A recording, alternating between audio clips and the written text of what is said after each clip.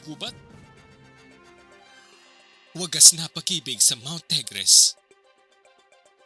Isang nakakapanindig balahibo, ngunit makabagbag damdaming kwento ng pag-ibig ang nadiskubre sa isang tagong kubo sa gitna ng Mount Tigres.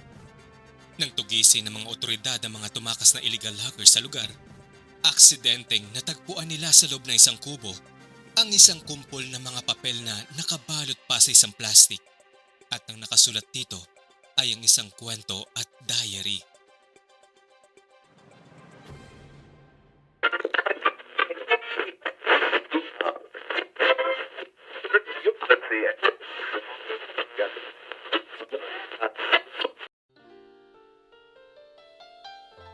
Sadyang matalinghaga ang pag-ibig.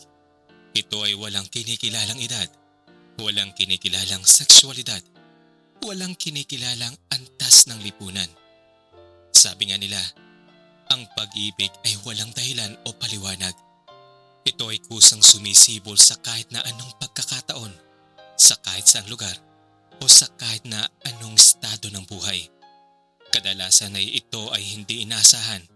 Kung minsan din, ito ay dumarating na lamang na paraang isang masakit na biro ng tadhana. Ngunit kung ang isang pag-ibig ay wagas, mananatili itong matatag sa kabila ng matinding unos, dagok at pagsubok sa buhay. Ito ang tema ng kwentong inyong matutunghayan. Ang kwentong ito ay base sa isang isinulat na kwento ng pag-ibig na aksidenteng natagpuan sa loob ng isang barong-barong sa kasukalan ng Mount Tigres, kung saan dahil sa kamanghamanghang pag-ibig ang naganap, ang lugar na ito ay tinagurian na ngayong Sanktuaryo ng Pag-ibig. Samahan niyo ako sa pagtuklas sa wagas na pagmamahala nina Tob at Meg.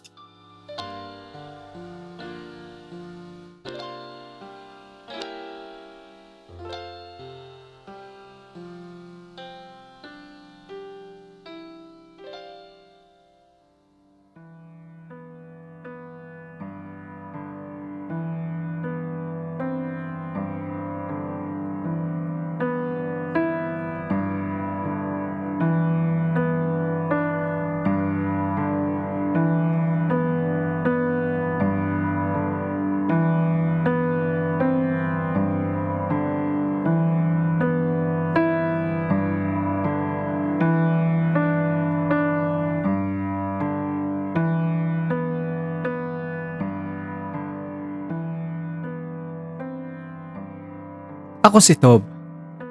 Isinulat ko ang kwentong ito dahil sa labis na pagmamahal ko sa isang tao. Si Meg. Hindi pangkaraniwan ang insidente ng naging tulay para mag-cross ang landas namin ni Meg. Kasama ko noon ang girlfriend ko na si Weng. Tinungo namin ang aming jewelry shop. Nabuo na kasi sa aking isip na pakasalan ko na siya at doon ko gagawin ang mag-propose sa kanya. Maganda si Weng, matangkad, makinis ang balat, anak mayaman at higit sa lahat, mabait. Ang sabi nga nila, perfect match daw kami. Ang lahat ay nasa amin na, kumbaga made in heaven. Walang kaalam-alam si Weng na sa lugar na iyon ay magaganap ang isa sa pinaka-memorableng pangyayari sa aming buhay. Wala ring ibang taong nakakaalam sa plano ko, maliban sa driver ng bus na siya kong inarkila. Ang alam lang ni Weng ay may iririgalo akong singsing sa aking ninang at ninong para sa nalalapit nilang silver wedding anniversary, at siya ang gusto kong pumili. Pagdating namin sa shop, ibinigay ko kay Weng ang 5 pares ng singsing na ipina-custom made ko upang pagpilian niya. Namangha si Weng sa ganda ng mga singsing, at nang makapili na siya, lihim na akong nag-miss call sa bus driver. Iyon kasing hinihintay niyang hudyat para pumarada sa harap ng shop. Nang nakaparada na siya, lumantad ang malaking tarpaulin sa gilid ng bus. May litrato naming dalawa ni Weng at ang nakasulat ay, "Weng, I've made this most important decision of my life. I will marry you. Tob." Bungusina ng napakalakas ang driver. Nang lumingon si Weng sa bus, Nanlaki ang kanyang mga mata sa matinding pagkagulat sa nakita at nabasa. Pati ang mga tindera namin ay nabigla rin at nagpalakpakan. Lumuhod ako sa harap ni Weng sabay abot sa kanya ng singsing na napili. Weng, will you marry me? Nagsigawan naman ang aming mga tindera, nagpalakpakan, kinilig, at pati na si Weng ay namula. Baka sa mukhang matindi niyang saya. Yes naman ang sagot niya sa tanong ko. Isinod ko sa kanyang daliri ang singsing at ang pares no na ibinigay ko sa kanya upang siya naman ang magsukbit nito sa aking daliri.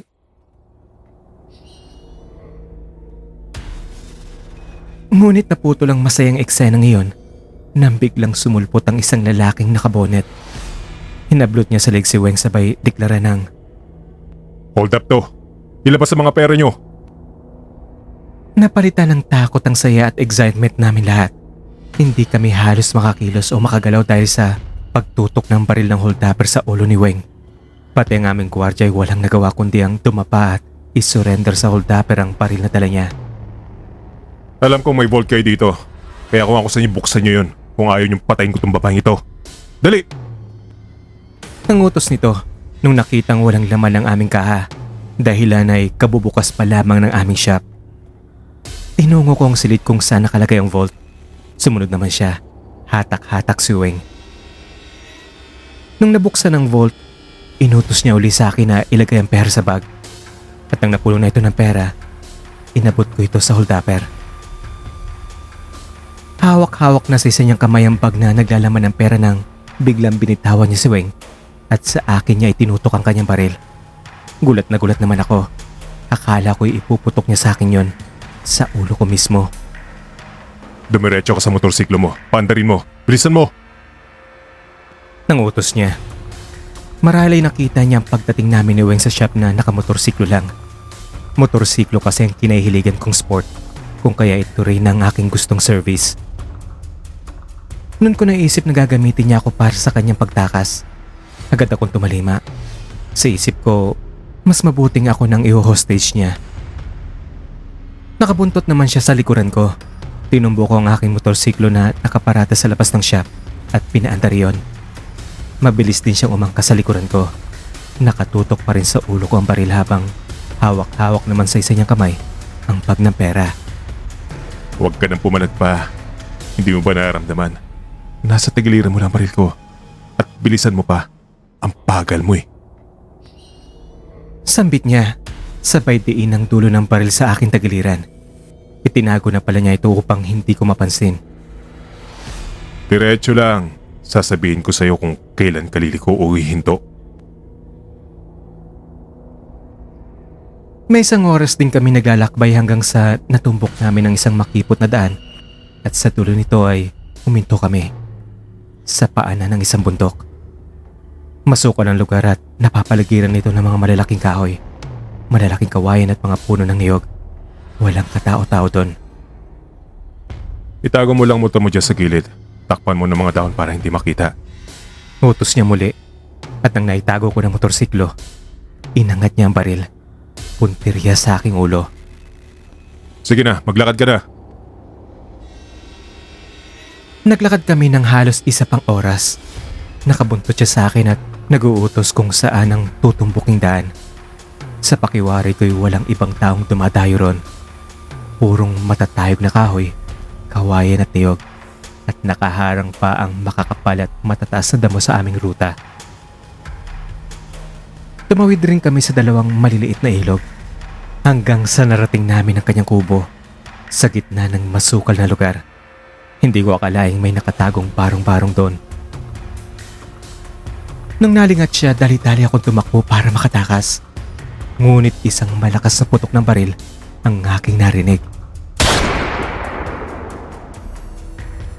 Kasabay sa pagpagsak ng isang naputol na sanga sa aking harapan. Hindi naman ako nakagalaw. Tinitigan ko lang siya. Pero nung narinig ko ang pagkasapa niya sa kanyang baril, napilitan na akong dumiretso sa pinto ng kubo at saka pumasok. O, yan ang lubid. Talian mo mga paa mo. Ang utos niya nung nasa loob na kami ng kubo. Inihagis niya sa akin ang isang nakarolyong lubid. Tinanggal niya ang kanyang bonnet. Doon ko na siya napagmastang maigi. Tinandaan ko sa isip ko ang kanyang anyo para kapag nagsumbong ako sa mga pulis, alam ko kung paano siya ididetalye. Sa tingin ko ay mas matanda siya sa akin ng 2 o 3 taon. Nasa 22 o 23 ang edad niya. Halos 6 na talampakan ang taas niya. Medium build. May mahabang straight na buhok ngunit halatang pinabayaan.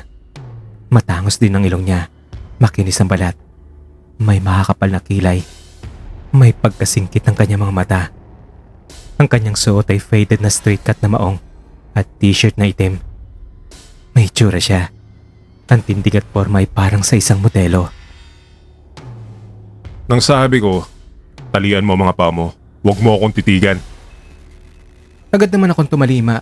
Dinampot ko ang lubid sabay upo sa papag at sinimulan ko na ang pagtali sa mga paa ko. Tinangka akong luwagan ng tali pero matinig ang kanyang mga mata. Ops. Bawal yan.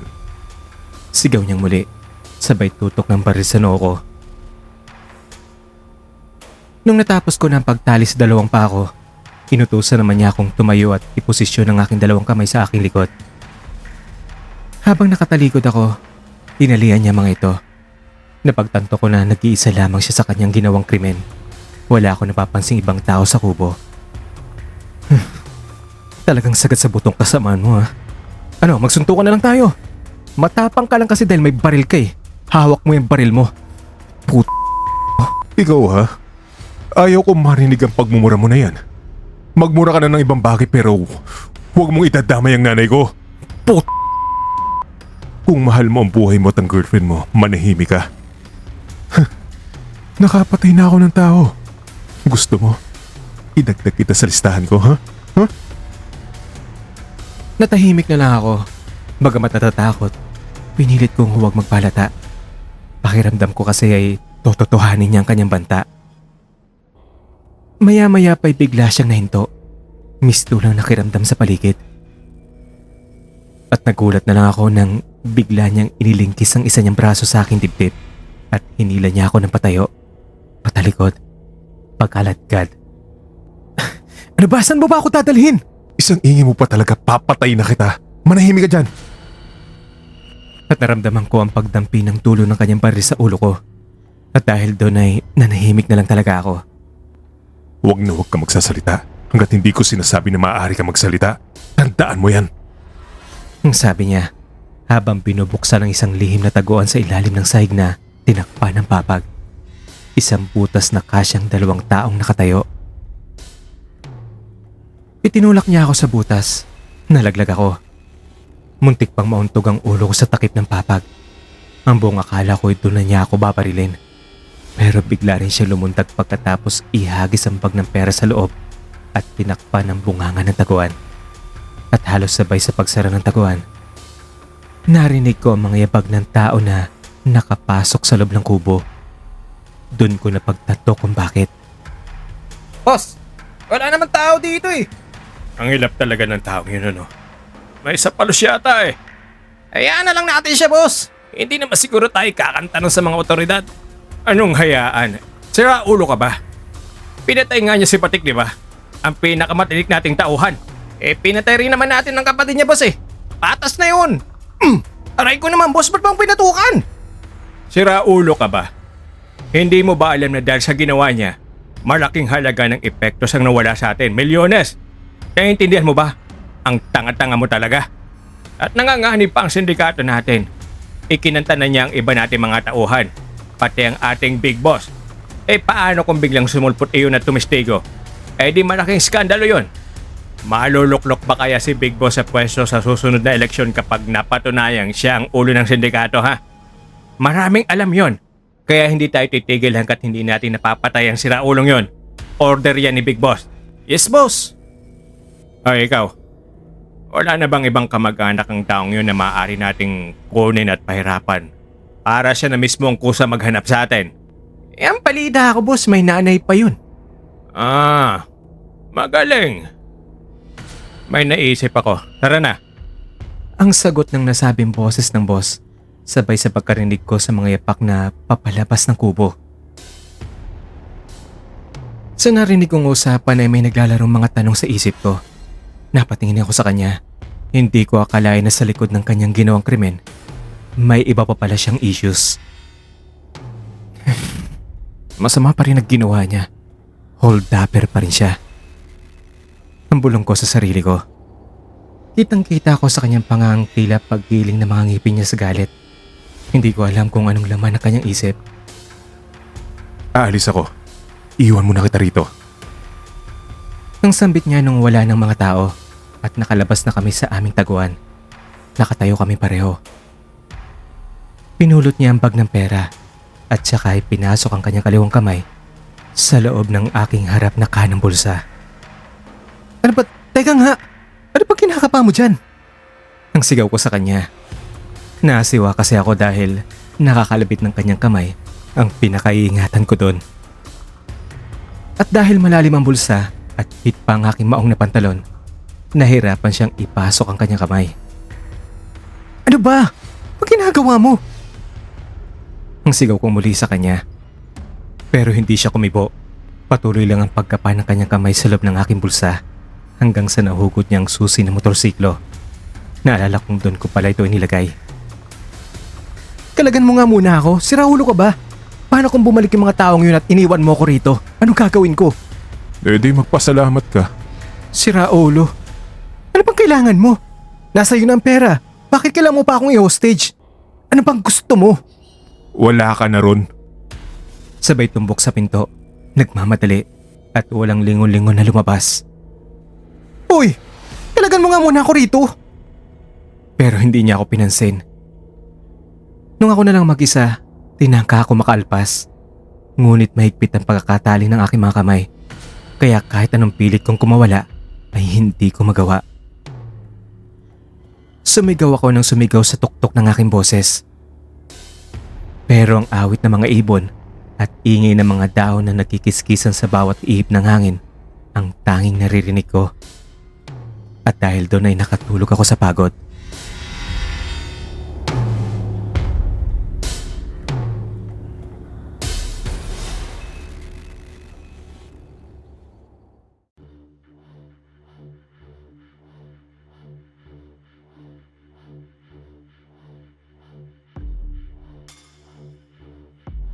Gabi na nung nagising ako sa ingay na nanggagaling sa marahang pagbukas ng kawayang pinto ng kubo. Hindi ko alam kung anong oras na iyon. Matilim na. Disoriented ang utak ko at hindi ko na nakikita ang taong pumasok. At dahil nakatali ang aking mga kamay at paa, ang tanging nagawa ko na lamang ay maghintay at pakiramdam. Naramdaman kong tila mabigat ang bagay na inilaglag sa sahig. Kumusta? Ang pagbati na narinig ko nung sinindihan na niya lang para. Doon ko nakita na siya pala yun. Napansin ko rin ang kanyang dala na inilatag sa papag ng kubo. Isang malaking sako na hindi ko mawari kung anong laman. Hindi ko naman sinagot ang kanyang pagbati. Pinagmasdan ko na lang siya habang abala siya sa pagtatanggal ng tali ng sako at sa paglalabas ng laman nito. At doon ko mawala ang matinding pagkagulat at takot ko nung umusli ang laman ng nasa loob ng sako. 2 paa ng tao iyon. Napasigaw ako na nanlalaki ang mga mata at biglang napaigtad sa matinding pagkagulat. Pumatay ka ng tao? Matindi ang takot na naramdaman ko sa aking nakita. Sumagi sa isip ko na ako na ang isusunod niyang paslangin. Hindi pa rin siya kumibo sa pagsisisigaw ko. Parang wala lang siyang narinig. Abala siya sa paglalabas ng bangkay habang ako naman ay nanginginig na sa takot at hindi magkamayo sa pagsigaw. Mamamatay tao pala talaga ang taong iyon. Nung nakalabas na ng buo mula sa sakong katawan ng tao, naaninag kong isa itong babaeng nasa mahigit 40 ng edad. Mahabang buhok, nakapikit ang mga mata. Inayos niya ang pagkakalatag nito sa sahig. Kumuha siya ng isang mahabang kawayang may hati sa gitna at inilatag niya ito sa gilid ng bangkay. Hinugot naman niya mula sa plastic bag na dala rin niya ang isang bigkis ng kandila. Itinirik niya mga ito sa ibabaw ng hating kawayang nakatihaya. Sinindihan niya mga ito. Pagkatapos ay tumayo siya sa harap ng bangkay. Nagantanda at yumuko na tila taimtim na nananalangin.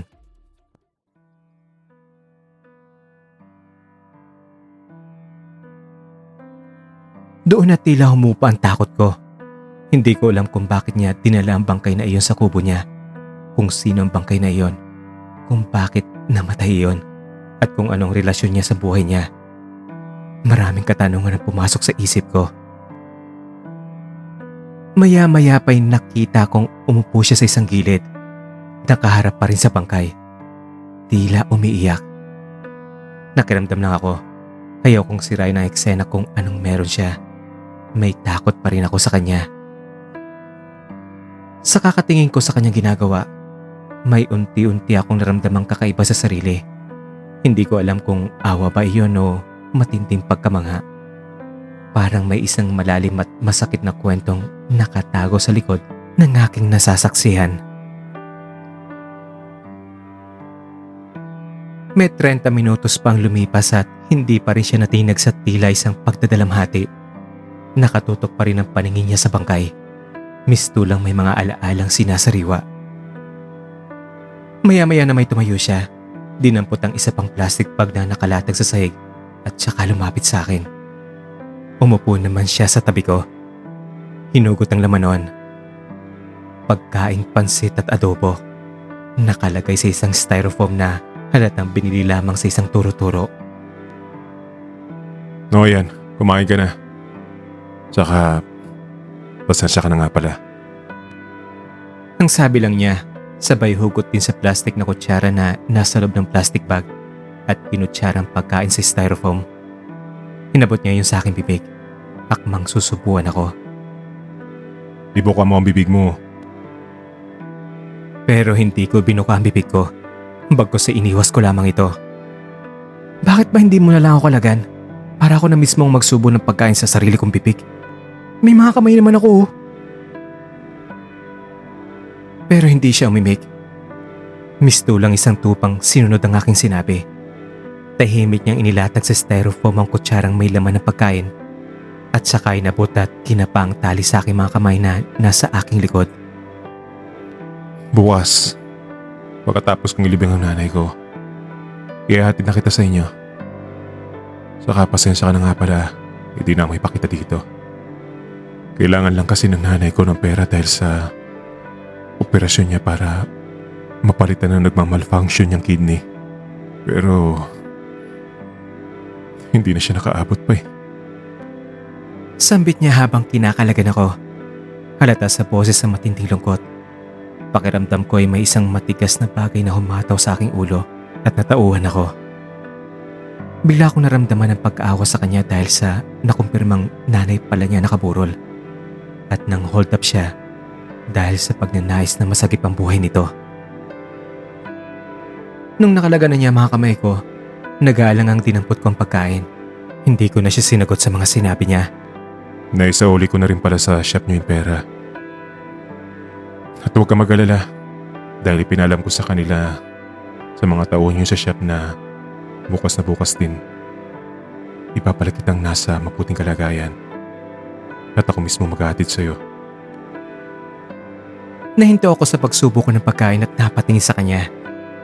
Naramdaman ko lumambot ang kalooban ko sa kanyang sinabi. Pero gusto kong magmatigas. Kasi sa isip ko, masama pa rin ang ginawa niya. Ang perwisyo na idinulot niya sa aking pamilya at sa girlfriend kong si Weng ay hindi matatawaran. Tahimik ko lang ipinagpatuloy ang pagkain ko. May tubig din dyan sa loob ng plastic bag. Pagkatapos mong kumain, maaari ka na matulog. May tulugan sa itaas. Gigisingin kita ng alas 5 bukas ng umaga pagkatapos kong mailibing ang nanay ko. Mas mabuti kapag ganong kaaga tayong aalis dito dahil delikado para sa atin ang lumabas. Alam mo na. Hindi na niya itinuloy pa. Alam kong ibig niyang sabihin, ang sindikato. Sa buong gabi na iyon ay halos hindi ako nakatulog. Naidlip, nagigising, sisilipin siya, iidlip muli, tapos nagigising, sisilipin muli siya. At napansin kong hindi siya natutulog. Hindi siya lumalayo sa bangkay. nagtatalamhati siya. Naglalamay, pinapalitan ng kandilang nauupos at tila kinakausap ang bangkay.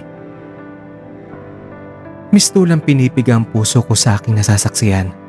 Kung galit at takot ang naramdaman ko sa kanya nung una, sa puntong iyon ay unti-unti ko na siyang naintindihan. Nakaramdam ako ng hiya sa sarili ko. Yun bang pakiramdam na hinusgahan ko na yung tao na masama? Pero mali pala ako.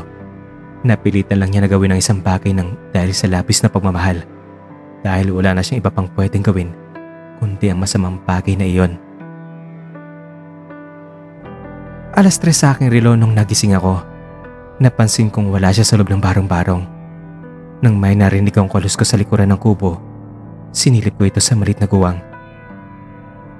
Mula sa isang malit na lamparang nakalatag sa lupa at nagsilbing ilaw, naaninag ko ang isang taong puspusang gumagawa ng hukay. Alam ko na siya iyon. Hindi rin ako nakatiis. Lumabas ako. Naupo sa gilid at pinagbastan siya naghuhukay. Ang straight cut faded na maong na suot niya sa pang-hold up ay siya pa ring suot niya. Wala siyang damit na pangitaas. Sa matipuno niyang dibdib pababa sa kanyang abs ay makikita ang mga putil ng pawis na nagsisidaluyan sa kabila ng malamig na simoy ng hangin dala na madaling araw. Hindi na niya ako pinansin kahit alam niyang nakatutok ang paningin ko sa kanya. Tahimik siyang naghuhukay, nakafocus sa kanyang ginagawa. Baka sa mukha ang iba yung lungkot na alam kong pilit niyang nilalabanan. Mistulang sinaksak ang puso ko sa tanawin ngayon. At sino bang hindi, diba? Kahit siguro ang isang taong may pusong manid ay makakaramdam ng pagkaawa kapag nakakita ng isang taong nasa ganong sitwasyon. Lalo na kapag ito ay isang anak na nawala ng isang magulang. Kaya ang ginawa ko ay tumayo ako at nilapitan siya. Tutulungan na kita. Hindi siya kumibo. Parang wala siyang narinig. Patuloy lang siya sa paghukay. Kaninong puntod yang nasa tabi? Ang tanong ko nung napansin ang puntod sa tabi ng kanyang ginagawang hukay. May nakahigang krus na kahoy sa ibabaw nito. Pero hindi ko na nababasang nakasulat doon. Si Mark, kapatid ko. Siya yung pinatay ng sindikato. Tumango-tango na lang ako. Hindi na nagtanong pa. Lalo lang kasing nagpabigat iyon sa awa na aking nadarama para sa kanya. Kaya naghanap na lang ako ng isang matulis na kahoy para makatulong sa kanyang paghukay. 4:00 na sa relo ko nung natapos ng paghukay namin. Bumalik ulit siya sa loob ng kubo at nakabuntot ako sa kanya. Tinumbok niya ang bangkay at ibinalot ito sa banig. Pagkatapos ay kinarga niya ito sa kanyang braso. Dinala palabas ng kubo. At nung nasa labas na kami, inilatag niya ang bangkay sa gilid ng hukay. Tumayo siya, nagantanda, nagdasal. Nakiantanda na rin ako at nagdasal. Pagkatapos ay tinulungan na siyang dahan-dahang ibaba ang bangkay sa loob ng hukay. Kitang-kita ko sa kanyang pisngi ang pagdaloy ng mga luha habang pinapala niya ang lupang itinatambak. Mistulang tinadtad sa sakit ang aking puso sa nasasaksihang eksena. Kung na-capture lamang ang nakita ng mga mata ko sa isang litrato, ito na marahil ang isa sa pinakamasaklap na larawang makikita ng tao. Isang anak, nagpapala ng libingan para sa bangkay ng kanyang minamahal na ina. Sobrang naantig ang aking damdamin sa tanawin na iyon.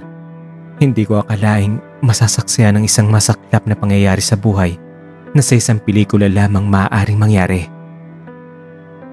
Ang saklap siguro kapag ikaw nagpapala ng libingan para sa mga mahal mo. Ang bulong ko lang sa sarili ko. Hindi ko na malayang tumutulo na rin pala ang mga luha ko. Alam mo ba nga sabi ng nanay ko, kapag nasa bingit raw ng kamatayan ng isang tao, susunduin siya ng mga nauna ng pumanaw na mahal sa buhay. Bago binawian ng buhay ang nanay ko, nabigkas daw nito ang salitang Mark 3 beses raw. At alam ko, sinundo siya ng kapatid ko. At saan man sila naroroon ngayon, Siguradong masaya na silang nagsasama. Hindi ko alam kung bakit niya ikwinento sa akin iyon. Hindi naman ako nagtatanong. Kahit na iniwala akong may espiritu ang tao, hindi naman sumagi sa isip ko na may mga sundo-sundo rin pala silang nalalaman. Kaya tumango na lang ako.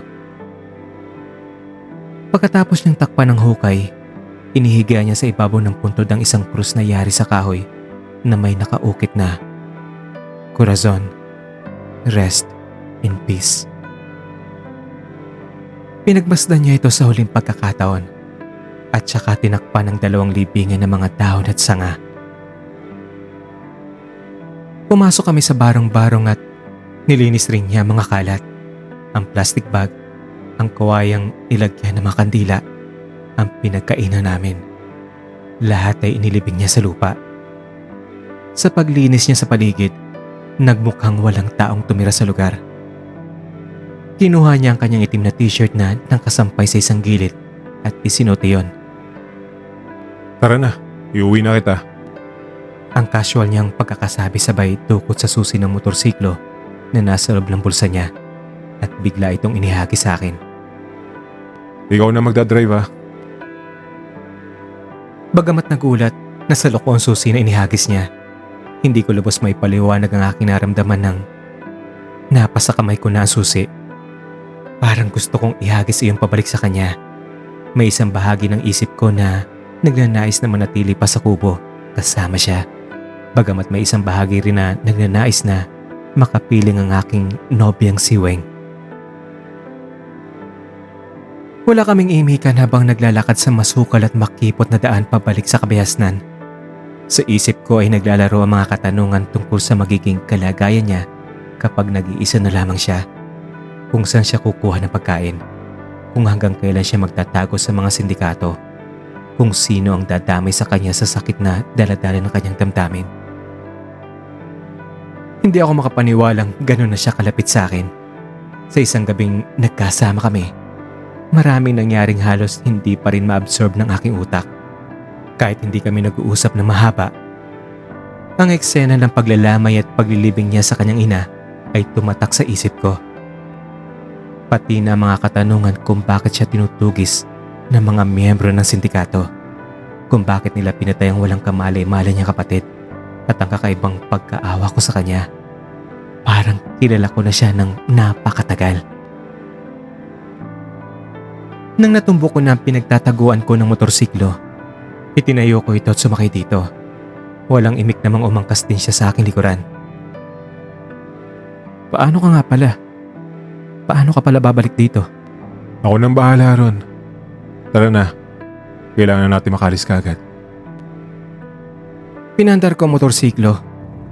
Wala kaming imikan habang pinapaypay ng aking motorsiklo ang kahabaan ng kalsada patungo sa bayan.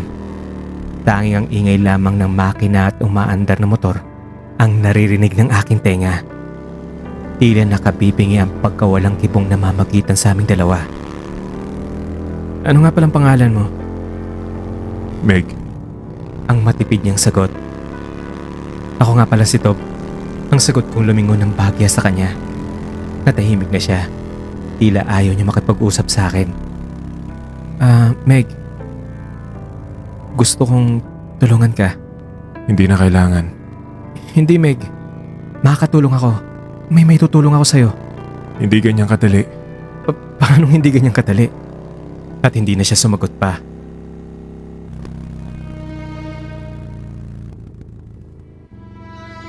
Nasa ganun akong paghihintay sa kanyang sasabihin nang bigla akong marinig ang mga sunod-sunod na putok. Ano yun? Ano ba yun? Ang sigaw ko habang lumilingon sa aming likuran. Nakita ko ang 3 motor na nakabuntot sa amin. Na ang mga nakasakay na kasibilyan na porma pa lamang ay masasabi mong mga miyembro ng isang sindikato. Sunod-sunod pa rin ang pagpapaputok nila sa amin. Bilisan mo, Tob! Bilisan mo! Narinig ko naman ang ingin at tila pagbangga. Nung nilingon ko iyon, natamaan pala ni Meg ang driver ng isang motor. Sumalpok sila sa isang concrete barrier. Narinig ko ulit ang mga sunod-sunod na putok.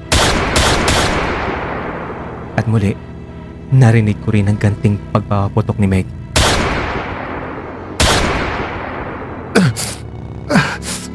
Tob, may tama ako. Bilisan mo pa, Tob.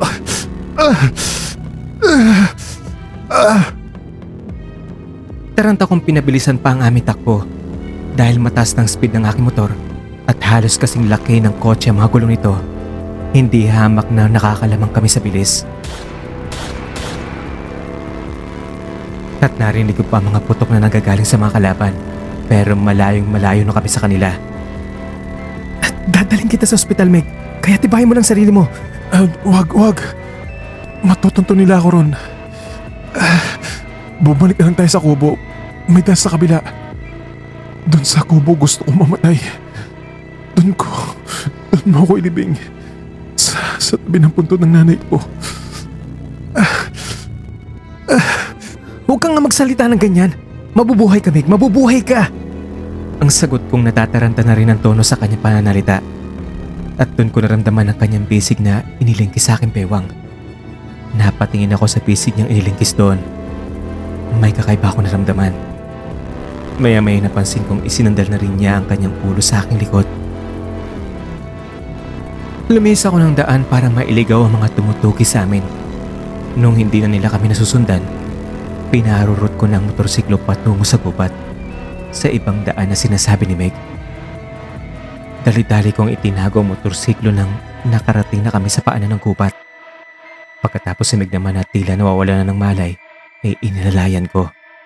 Maraming dugo ang dumaloy sa kanyang sugat, kaya nagtatakbo kaming bumalik sa kubo. Nandiyan na yung natapa siya, natapilok, nangihina siya dahil sa kanyang tama. Hanggang sa kinarga ko na siya sa aking bisig nang malapit na kami sa kubo.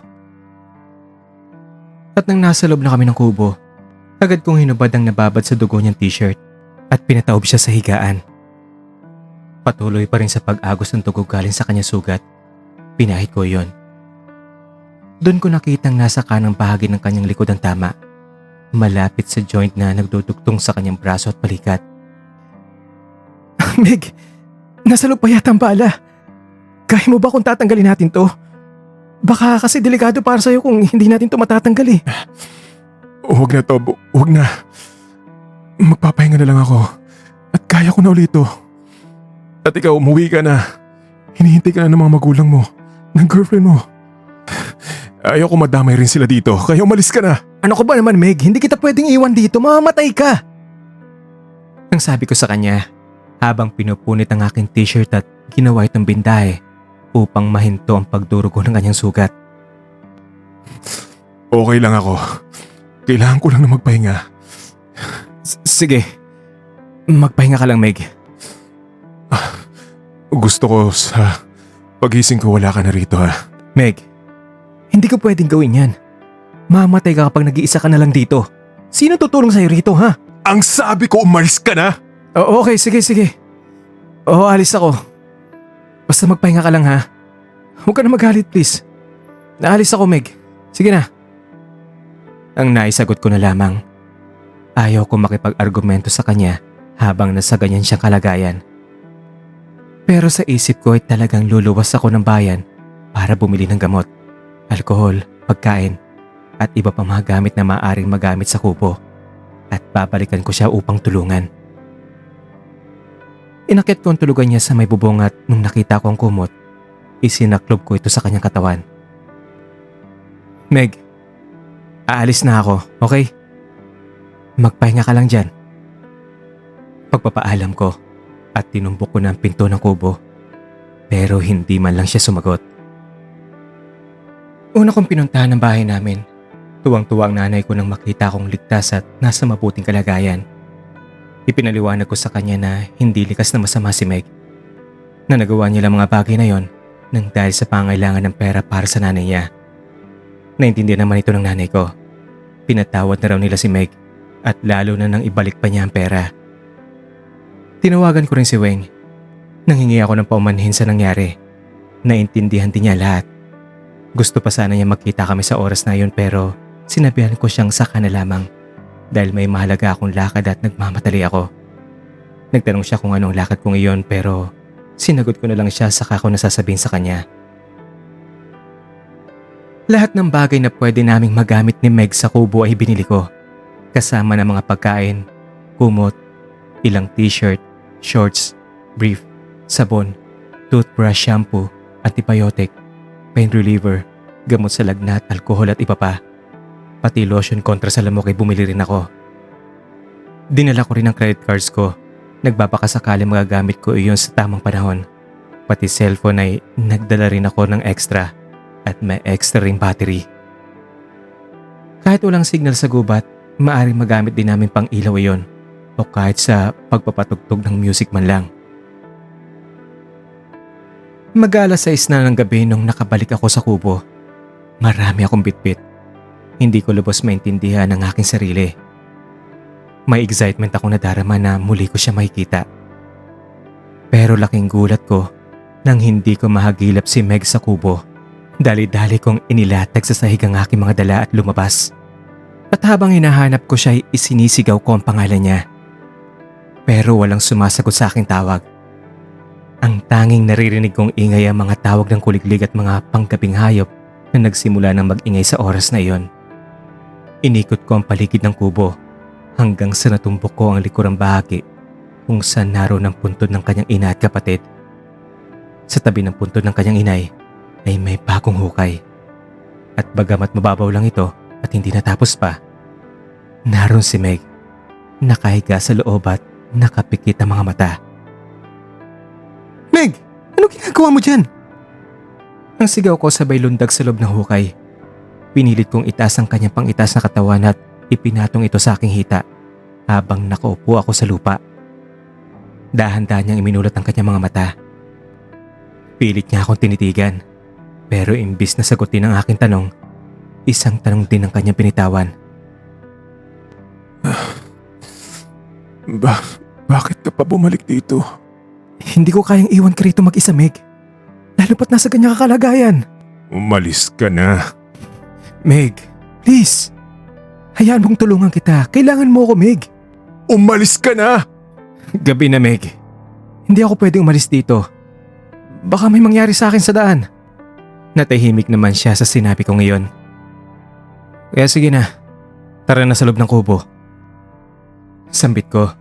Sabay hila ko sa kanyang katawan para makatayo at makalabas siya sa hukay na yon. Hinayaan naman niya ako. Ramdam ko mas lalo pa siyang nangihina kung kaya ay kinarga ko na siyang muli sa aking mga pisig.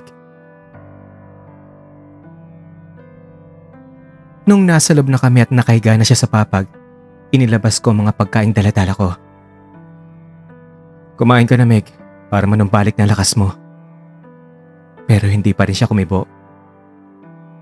Inilatag ko sa gilid ng kanyang higaan ng mga pagkain. "Ganito na lang, Meg. Susubuan kita, okay lang ba?" Sabi ko sa kanya, sabay sandok ng pagkain sa kutsara at inilapat ito sa kanyang bibig. Ibinuka naman niya ang bibig at hinayaan niya akong subuan siya. Binitawan ko ang isang ngiti para sa kanya. Sinuklian din niya ito, bagamat pilit iyon. Doon pa lamang sobrang tuwa na ang naramdaman ko at sinubuan ko pa siyang muli hanggang sa siya na mismo ang nagsabing ayaw na niya.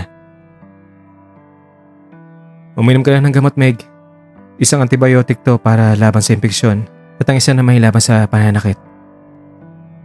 Isinubo ko sa bibig niya ang mga gamot. Ibinuka niyang muli ang kanyang bibig. Pati sa pag-inom niya ng tubig ay ako rin ang humawak ng bottled water at nagpainom sa kanya. Iyon ang simula ng pag-uusap namin. Doon ko napag-alaman ang kwento ng kanyang buhay. Ang namayapa niyang nanay ay isa palang single mother. Ang kanyang ama ay isang anak mayamang mayroong ibang babae na pinakasalan. Nalaman ito ng kanyang namayapang ina nung palagi may nagpupuntang babae sa bahay nila at nag-iiskandalo pa iyon. Kapit lang daw ang kanyang ina dahil kasaling araw ang ama nila sa kanya. Na-insecure daw ito sa kanilang ina dahil hindi ito nagkaanak. Samantalang ang kanyang nanay ay nagkameron ng 2 anak na lalaki at yun nga ay sina Meg at Mark. Pinagbantaan ng babae ang kanyang ina at upang makalayo, lumipat sila ng tirahan sa squatters area. Doon nag-apply si Meg ng trabaho bilang isang delivery boy. Akala ni Meg ay isang matinong trabaho ang napasukan niya. Pero ang mga dinideliver pala niyang bagay ay mga pinagbabawal na gamot. Nalaman niya ito nang nahuli siya ng mga pulis at nakumpiska ang dala niya. Inimbestigahan siya at itinuro ang kumpanya nag-hire sa kanya, pati na ang mga kasamahan at mga opisyal. Pero sa loob ng organisasyon ng mga pulis ay may kasabwat din ng mga sindikato. May isang pulis na lihim na nagbantang papatayin siya at doon na siya natakot nang marinig ang usapan ng dalawang pulis na nagpaplanong ipapapatay siya sa mga preso kapag nasa loob na siya ng kulungan. Kaya tumakas siya. Nung nakatakas siya, may nagtangkang bumaril sa kanya. Nahabol niya ang taong iyon at naagaw ang baril. Napatay niya iyon at iyon ang simula ng kanyang kalbaryo. Kinabukasan na may pinatay rin ng sindikatong kapatid niya. Sa araw na iyon, agad silang lumisan patungo sa gubat. Dala-dala ang bangkay ng kanyang kapatid na isinilig niya sa isang malaking maleta. Iyan ang dahilan kung bakit ako tinutugis ng mga pulis at sindikato na yun. Iyan din ang dahilan kung bakit kami naninirahan sa masukal na gubat na to.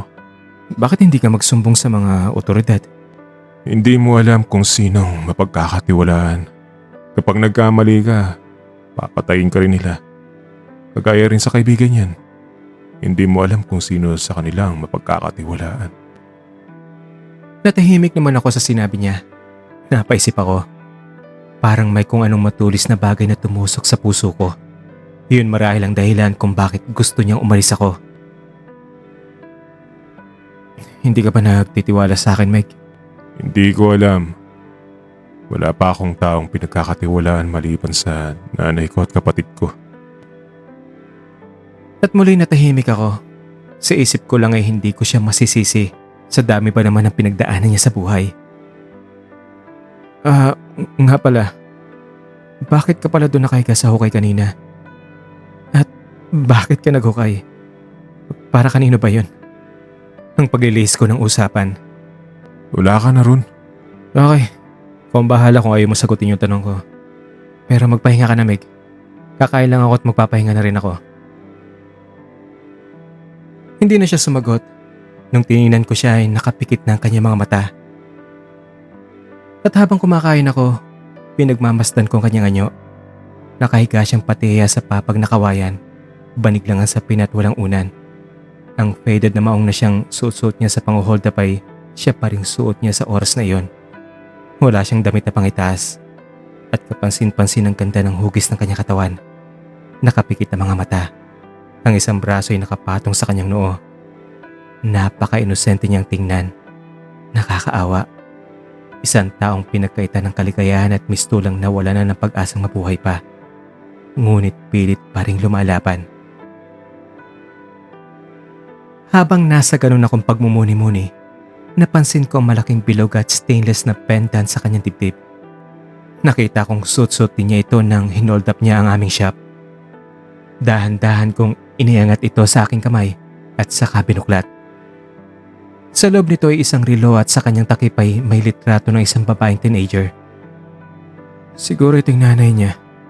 Ang nasabi ko na lang sa isip ko. Kahawig kasi nang nasa litrato ang nakita kong bangkay ng kanyang inay. Napakaganda pala niya nung bata pa siya. Kaya pala may tsura din si Meg. Sigurado, napakagwapo rin ng kanyang tatay. Muli ko binalik ang pendant sa ibabaw ng kanyang dibdib. Nang matapos akong kumain, humiga na rin ako sa gilid ng panig na kanyang hinihigaan. Mag-aalas 12 na ng hating gabi nung nagising ako sa mahinang daing ni Meg. Nang ilapat ko ang aking palad sa kanyang noo, damandama kong init nun. May lagnat siya at nanginginig sa sobrang taas ng temperatura. Tumayo ako at kinuha ang gamot. Kumuha rin ako ng tubig. Ang sobrang bottled water namin sa hapunan at pinainom ko siya. Kinuha ko rin ang nabili kong t-shirt at kung ano-anong bagay na maaring ibalot sa kanyang katawan. Pero patuloy pa rin siyang nanginginig. Patagilid ko siyang niyakap. Tiniis ko ang init sa kanyang katawan na lumapat sa aking balat. Maibsan lamang ang kanyang panggiginaw. Sa ginawa kong iyon, ramdam ko ang tila nakakakiliting kuryenteng tumaloy sa aking kalamnan sa paglapat ng aming mga katawan. Sa pagkakalapit ng aming mga muka, nalalanghap ko ang hangin na nanggagaling sa kanyang hininga. Hinaplos-haplos ko na lang ang kanyang noo at buhok. Unti-unti natahimik siya hanggang sa namalayan ko na lang na nakatulog uli siya.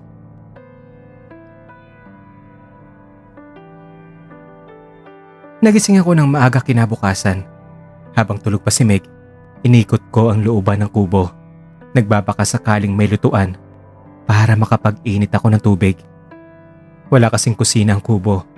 Marahil sinadya iyon para hindi mahalatang doon nagtatago si Meg. Doon ko nahanap ang hinahanap ko sa katabing butas kung saan kami nagtago nang dumayo ang mga miyembro ng sindikato. May 2 kaldero at may lighter. Meron ding 3 pirasong plato at magnayari sa lata. Sinubukan ko lumabas ng kubo upang maghanap ng mapagkukunan ng tubig. Daladalang isang kaldero, inikot ko ang lugar. Ang swerte namang natumbok ko ang isang maliit na talon. Marahil ang talon na iyon ay ang pinagkukunan nila ng maiinom. Gamit ang kalderong dala, nagsalok ako ng tubig. Mag-alas 6 na ng umaga sa aking relo nang kumulo na ang tubig. Nagtimpla ako ng isang gatas at isang kape. Tulog pa rin si Meg nang pumasok ako sa kubo. Inilagay ko ang 2 mug sa gilid ng kanyang higaan. Inilapat ko ang aking palad sa kanyang noo. Medyo bumaba ng init ng kanyang katawan. Nagising naman siya sa ginawa ko. Meg, uminom ka muna ng gatas. At anong gusto mong lutuin ko? May itlog akong binili. May dilata rin. Anong gusto mo? Pero hindi siya sumagot sa tanong ko. Nanatili siyang nakatingin sa akin. Bakit mo sinagip ang buhay ko? Siyempre, kailangan mo ng tulong eh. Alam mo, sana pinabayaan mo na lang ako. Sana wala na ako problema ngayon. Tahimik na sana ang lahat.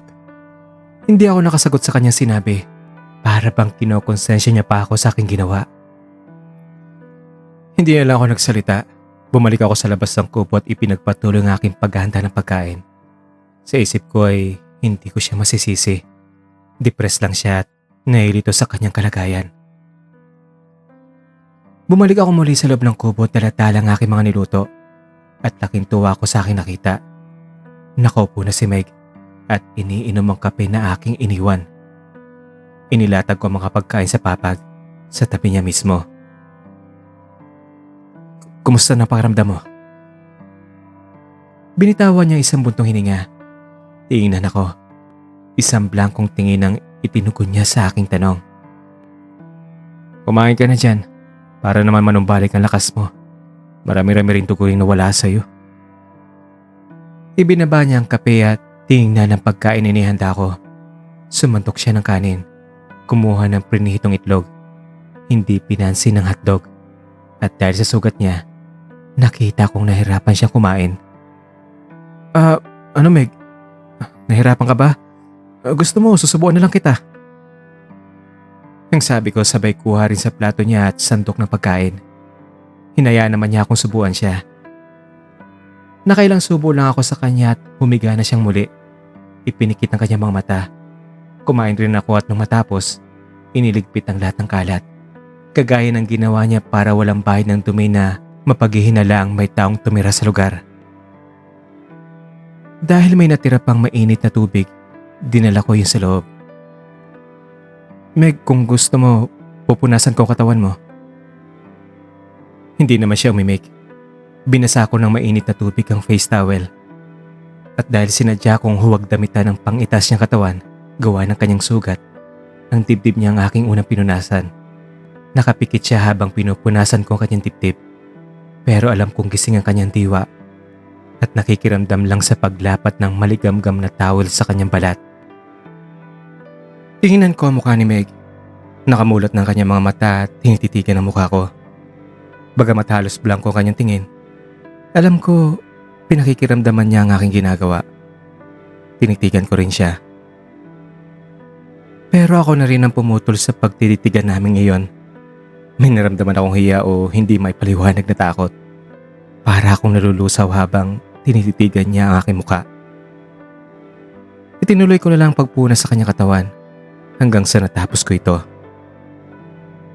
Isuot mo tong shorts na to, binili ko to para sa'yo. Ang sabi ko sa kanya nang natapos na ang pagpupunas ko sa kanyang katawan. Hinayaan pa rin niya ako na isuot yun sa kanya. Iyon ang role ko.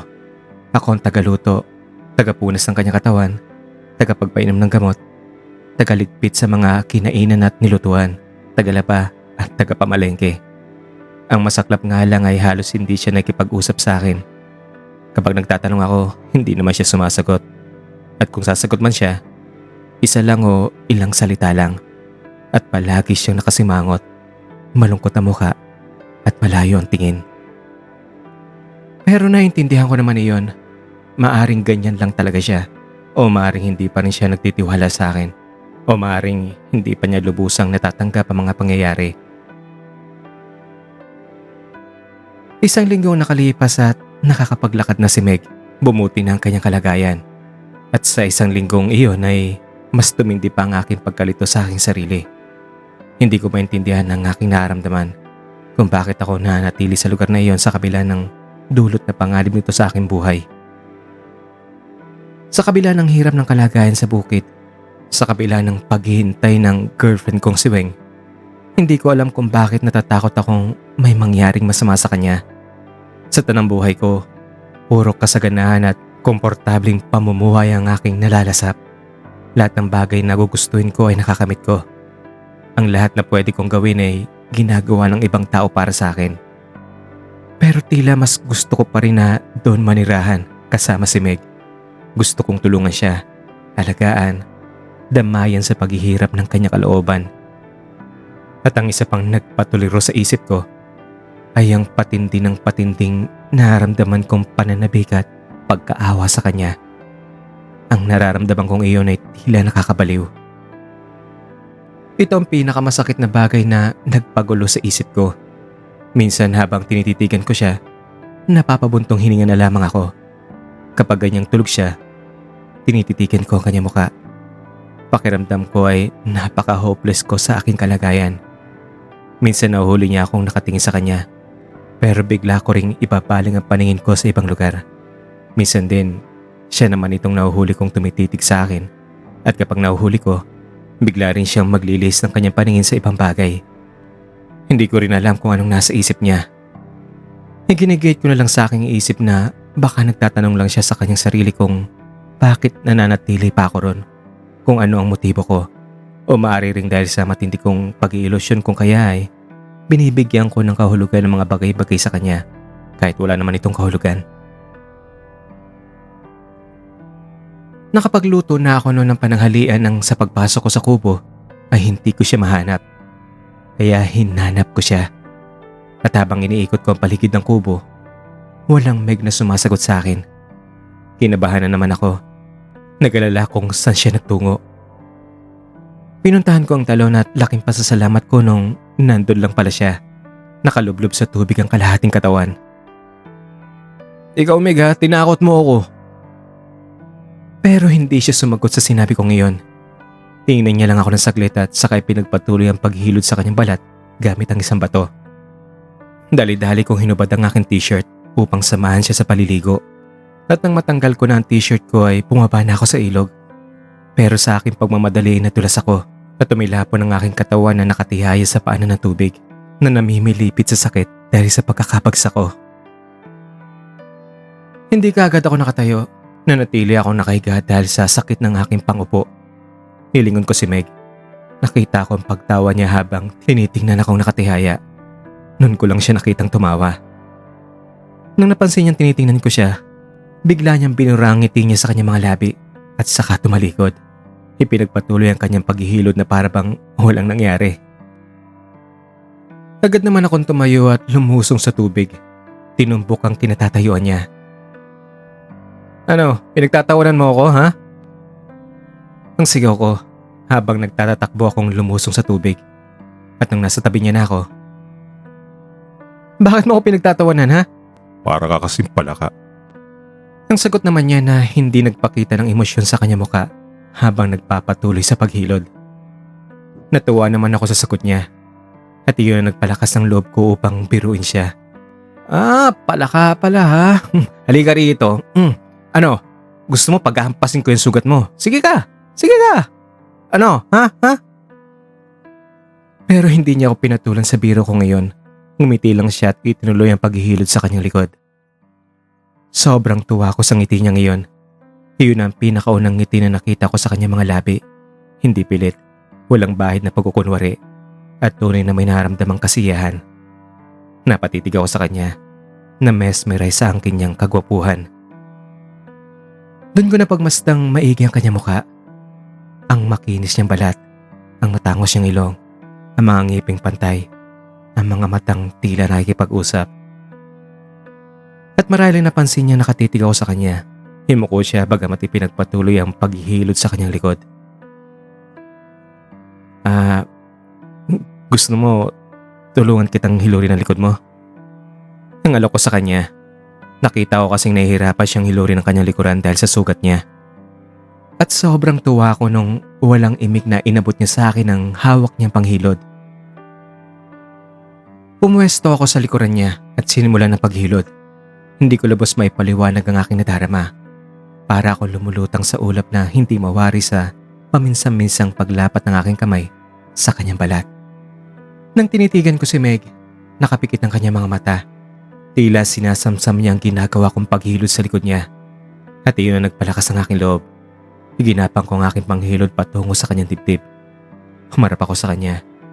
Akala ko ipapalag siya pero hinayaan pa rin niya ako. At habang ginagawa ko yon, tinitigan ko ang kanyang mukha.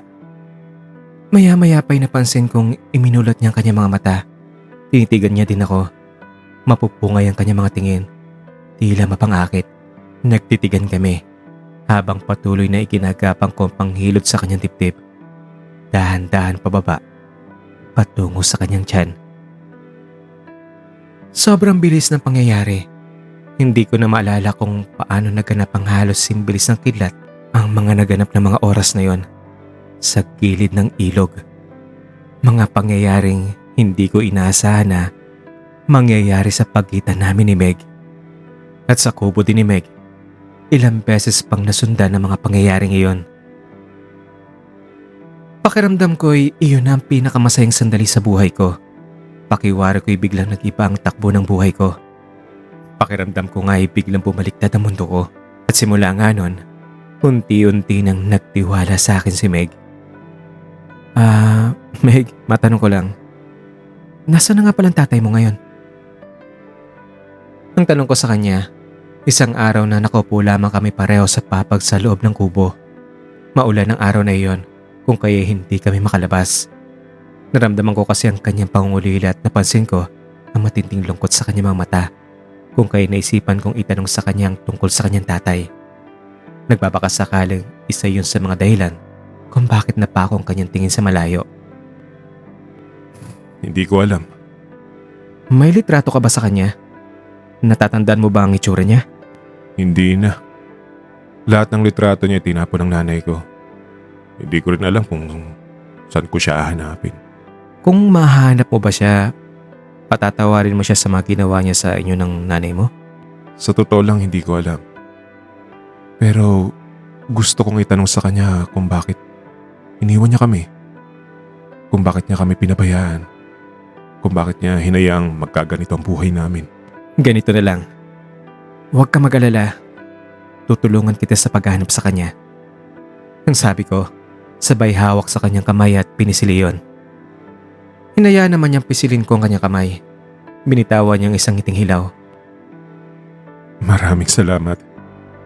Pero kung hindi man mangyayari yan habang buhay pa ako, kahit sa ibabaw ng puntod ko, tatanggapin ko ang kanyang paliwanag. Grabe ka naman kung makapagsalita dyan. Hindi ka pa mamamatay. Ang bata-bata mo pa eh. Hindi ka naman nakakasiguro talaga sa buhay, di ba? Kung sa bagay, may point ka naman dyan. At saka sa kagaya ko hinahabol ng mga masasamang loob at otoridad, hindi malabong bukas o sa makalawa, wala na ako. Pero okay lang yun. Pagod na rin naman ako eh. Gusto ko na makapilang nanay ko at ang kapatid ko sa banda pa roon. Kung saan man yun. Handa na talaga ako. Handa na ako makasama sila. Natahimik ako sa sinabi niya. Pero ewan ko, parang tumago sa puso ko ang kanya sinabi. Naawa talaga ako sa kanya. Nakapagtapos ka ba na pag-aaral, Meg? Ang pagbasag ko sa katahimikan ngayon, High school. Ayaw mo bang mag-aral muli? Nung buhay pa ang nanay at kapatid ko, yun ang pangarap ko talaga. Para maiyahon ko sila sa kahirapan. Huminto ako nung dinapuan ng sakit ng nanay ko. Ngayong wala na sila, nawala na rin ang mga inspirasyon ko sa buhay. Nawasak ang mga pangarap ko. Tinginan niya ako, sabay bitiw ng isang malalim na buntong hininga. Kaya para saan pa? Wala nang halagang pag-aaral na yan. Hindi, Meg. Mahalaga pa rin yan. Kasi para sa sarili mo. Para sa kinabukasan mo. Wala na akong kinabukasan pa, Tob. Eto nga, diba? Tinutugis ako ng sindikato, hinahanap ako ng mga pulis. Ganito, ilalayo kita rito, Meg. Kapag tuluyan ka ng gumaling, dadaling kita sa lugar sa Leyte. Hindi ka na mahabol pa ng mga tumutugi sa'yo. Pagkatapos, magpapatulong tayo sa mga kilala kong politiko para maresolba ang kaso mo. Matataas na politiko ang ulo ng sindikato, Tob. Paano nila ako matutulungan dun, ha? Eh di, ako maghahanap ng paraan. Ano? Gusto mo ba? Ayokong iwanan ng nanay ko at si Mark. Gusto ko dito kami magsama. Pwede naman natin silang dalhin doon. At gagawa tayo ng himlayan para sa kanila doon sa Leyte. Paano naman yung magiging asawa mo kung sasama ka sa akin? Mahal mo siya, di ba? Para namang hinataw ng isang matigas na bagay ang ulo ko sa kanyang huling tanong. Hindi naman ako nakasagot kagad. Nakita niya kasi nung mag-propose ako kay Weng bago naganap ang pang-hold up niya. At tama siya. Pinangakuan kong pakasalan ko si Weng. At bagamat may kakaibang naramdaman ako para kay Meg, hindi pa rin nawawala ang naramdaman ko para kay Weng. Para sa girlfriend ko. At kami ni Meg, sa kabila na nangyari sa amin, wala kaming ugnayan. Wala kaming formal na kasunduan na kami na. Wala kaming inaamin na mahal namin ang isa't isa. Hinawakan niya ang kamay ko. Tingin na ng singsing sa daliri ko. Yung kapares sa singsing na ibinigay ko kay Weng nung nag-propose ako ng kasal. Bumalik ka sa kanya, Tob. May pananagutan ka. Kung ako ang nasa kalagayan ng girlfriend mo, sigurado masasaktan ako ng sobra. Maaati mo ba na masaktan ang damdamin ng isang babae? Galit ako sa mga lalaking sinasaktan ng mga mahal nila sa buhay. Ang mga asawa nila. At yun ang dahilan kung bakit kami nagdusa ng nanay ko at ng kapatid ko. Kung hindi lang sana nagloko ang tatay ko, siguro isa kaming masayang pamilya. Kaya Tob, hayaan mo na ako rito. Masaya ako rito kasi narito ang nanay ko at ang bunso kong kapatid. Narito ang mga tunay na nagmamahal sa akin. Hanggang sa huling sandali ng buhay ko, ayaw kong malayo sa piling nila.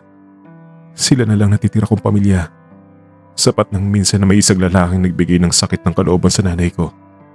Ayaw kong pati ako ilalayo rin sa kanya. Kaya, sapat na yung naibigay mong tulong sa akin. Sobra-sobra na yun. Tingnan mo, magaling na ako. Kahit ngayon, pwede mo na akong iwan. Okay na ako, kaya ko na. Hindi naman ako nakasagot sa mga sinabi niya ngayon. Tila may bumara sa lalamunan ko. Matinding pagkaawa ang damdamin na nangipapaw sa puso ko para sa kanya. Bullseye nga naman ang kanyang sinabi. Kapag sinamahan ko siya, iiwanan ko ang girlfriend ko. At kapag babalik naman ako sa girlfriend ko, paano naman siya? At naihambing pa niya ang kalagayan ng girlfriend ko sa paglayo ng kanyang ama sa nanay ko. Parang nasa isang dead end ako nang walang malusutan. At lalo lamang akong naawa sa kanya. Ang ibig ko namang sabihin, ikaw lang ang ilalayo ko, tutulungan kita. Huwag na. Sobra-sobra ng pagtulong mo sa akin. Tama na mga ginawa mo sa akin. Ayaw mo bang makapag-aral? Gusto, pero O yun naman pala eh. Wala nang pera-pera pa. Basta kapag tuluyan ang bumuti ang kalagayan mo at kaya mo na magbiyahe, nilipat muna tayo ng tirahan sa bayan sa isang lugar kung saan may hirapang matunto ng mga sindikato. Pero ayoko madamay ka, Tob. Nadamay na ako, di ba? Hindi ikaw ang pakay nila. Kapag nalaman nilang tinutulungan mo ako, pati ikaw, papatay na rin nila. Pati ang pamilya mo. Masisira ang buhay mo. Subukan nila. Mayaman at may koneksyon ng stepdad ko. Baka mahirapan sila. Basta, Ayoko.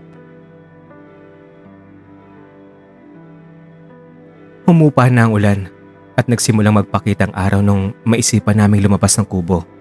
At habang naglalakad kami, inilagay niya ang kanyang kamay sa kanyang bibig at tumingala sa may mga matatayog na puno ng kahoy at humuni na parang isang ibon.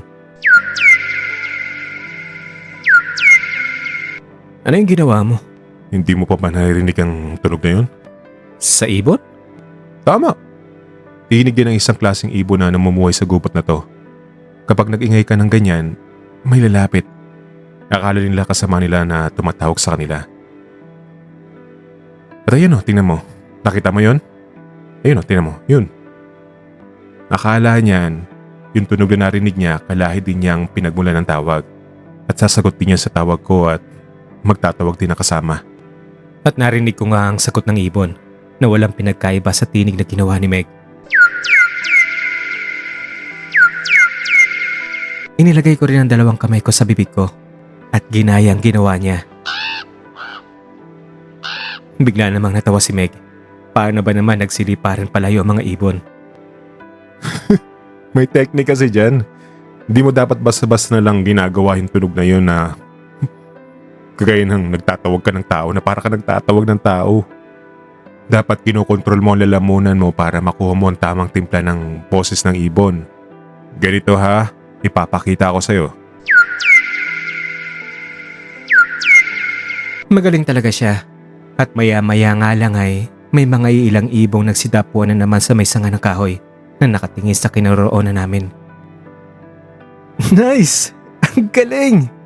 Matututo ka rin yung balang araw at malalaman mong natuto ka na dahil dadapon ng mga ibon sa sangang malalapit sa'yo at sasagutin nila ang tawag mo. Kinaumagahan, nagising akong wala si Meg sa tabi ko. Lumabas ako ng kubo at tinawag siya. Pero ang tanging sumagot sa akin ay ang ingay lamang ng mga ibon. Tinawag ko ulit ang pangalan niya at muli ay ang mga ibon na naman ang sumagot sa akin. Kinabahan na talaga ako dahil wala akong Meg na nakikita. Nasa ganun akong katensyonadong sitwasyon nung mula sa likuran ko ay Ano ka ba? Hindi mo pala kilala ang tawag ko? Mabuti pa yung mga ibon nagsisilapitan. Sumasagot pa. malay ko bang ikaw yun? Wala namang pinagkaiba eh. Kaya ikaw, dapat matuto ka na rin yan. Gusto kong kapag nandito tayo sa gubat, tayo magtatawagan sa pamamagitan yan. Para hindi mapansin kapag may kalaban. Lalo na kapag nasa pingit tayo ng panganib, di ba? Oo na, sige na, magpa-practice ako niyan. Eto na nga, di ba? Tawa lang siya ng tawa. Hindi ko pa kasi makuha ang tamang tunog kung kaya ay muling nagsilipa rin ng mga ibon. Teka, ano naman yan? Nang tanong ko nang napansin ang bitbit niya. Ito. Isang baboy ramon na nahuli nung ginawa kong bitag. At yan namang isang bitbit mo, ano yan? Ito. Lauta naman to. Yari sa kawayan. Hinihipan to para tumugtog. Kapag nahulungkot ako, nainis, ito lang pinapatugtog ko. At ibinaba niya ang dalang baboy ramo at nagsample ng pagtugtog. Nice! Ang galing naman niya. Saan ka natuto niyan? Dito lang. Nalungkot kasi ako isang araw at naisipan kong gumawa ng plauta. Kaya ito. At iyang kanta, bakit naman yan ang pinatugtog mo? Iyan kaya theme song ng kwento ng Romeo and Juliet. Ganun ba? Yan kasi yung paboritong kanta ng nanay ko eh. Kahit sa pagpapatulog niya sa amin ni Mark nung mga bata pa kami. Yan ang kinakanta niya. Bakit pala? Ano bang meron sa kwentong yun ha? Ang tanong niya, habang dinadampot muli ang baboy ramo at nagsimula na kaming maglakad pabalik sa kubo. Malungkot kasi ang kwento ng pag-ibig nila at ang pamagat ng theme song nila na pinatugtog mo naman ay A Time for Us. Ganun ba? Bakit naman malungkot? Sila kasi yung nagmamahalan pero bawal dahil magkaaway ang kanila mga pamilya at angkan. At ang nangyari sa bandang huli, ayun, tinapos nila ang kanilang mga buhay para magsama na lang ng walang hadlang, ng walang hanggan, sa kamatayan. Masaklap naman nun. Kaya pala yan ang napiling kanta ng nanay ko. Bawal din kasi yung pagmamahalan nila ng tatay ko eh. At ano naman ang mensahe ng kantang tinugtog ko? Parang isang taong nangarap. Umasa na darating ang araw sa isang lugar na malaya na sila sa kanilang pagmamahalan. A time for us. Ibig sabihin, ang panahon para sa ating dalawa. Ganun. Eh kung gano'n naman pala, mas nagustuhan ko pa ngayon ang kanta na yan. Kasi alam ko na ang meaning. Bakit naman? Meron ka na bang taong napagsabihan mo ng atin? Biro ko sa kanya. Na-excite kasi ako na baka lang, sabihin niyang tayo. Ganun lang. Yung nanay ko, tapos yung utol ko, kami. Okay, sa bagay. Umuwi na kami sa kubo. Daladalang huli niyang papoy ramo. At nung nakapaghapunan na kami, yun ang ulam namin. Meg, nakaranas ka na bang magmahal? Ang pag-aalangan kong tanong habang kumakain kami ng hapunan. Na casual naman niya sinagot ng, Hindi pa. pero nakaranas ka na ng magka-crush. Meron naman. Nung 4th year high school ako. Sino? Kilala ko ba siya? Siyempre naman hindi. Tagasan ba siya? Tagabayan lang. Nanalo siya sa isang paligsahan nun. Wow, magaling pumili ha. Anong paligsahan yung napanalunan niya? Nakalimutan ko na kung anong paligsahan yun eh. Naging kaibigan mo ba siya? Naging close ba kayo? Nangarap. Kahit nga makamayan ko man lang, okay na sa akin yun eh. Pero anak mayaman siya eh. Ang katulad kong mahirap, hindi niya pag-aksaya ng panahon. Uy, hindi naman siguro ganun yun. Yan naman ang totoo, di ba? Ang mayayaman para sa mayayaman. Kami mga mahihirap para pa rin sa mga kauri namin. Ano ka ba naman? Hindi sa lahat ng pagkakataon ganun. Maaari naman siguro. Pero huwag na natin pag-usapan yan. Ayoko nang maalala pa. Lumuwas uli ako ng bayan kinaumagahan. 3:00 pa lamang na madaling araw iyon para bumili ng mga supply namin. Maaga akong gumising dahil iyon lang alam kong oras na hindi mapanganib. Pero hindi ako nakapagpaalam kay Meg. Tulog pa kasi siya at ayoko maistorbo ang kanyang pagpapahinga. Maayos naman ang aking pamamalengke. Nabili ko ang lahat ng mga kailangang bilhin. Maliban sa isang motorsiklong napansin kong bumubuntot-buntot sa akin nung ako ay pabalik na. At hindi nga ako nagkamali sa aking hinala.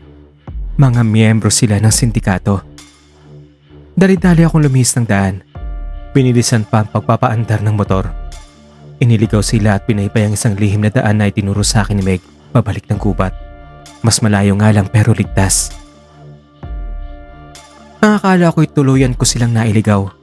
Pero nang malapit na ako makarating sa kubo, napansin ko ang 2 miyembro ng sindikatong nakabuntot sa akin.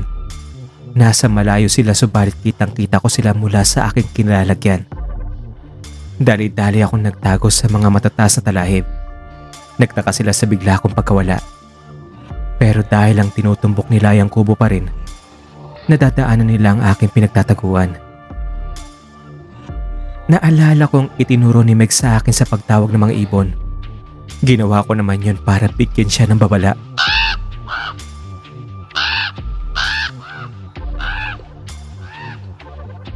Ano yun? Ang narinig kong sambit ng isa sa mga humahabol sa akin.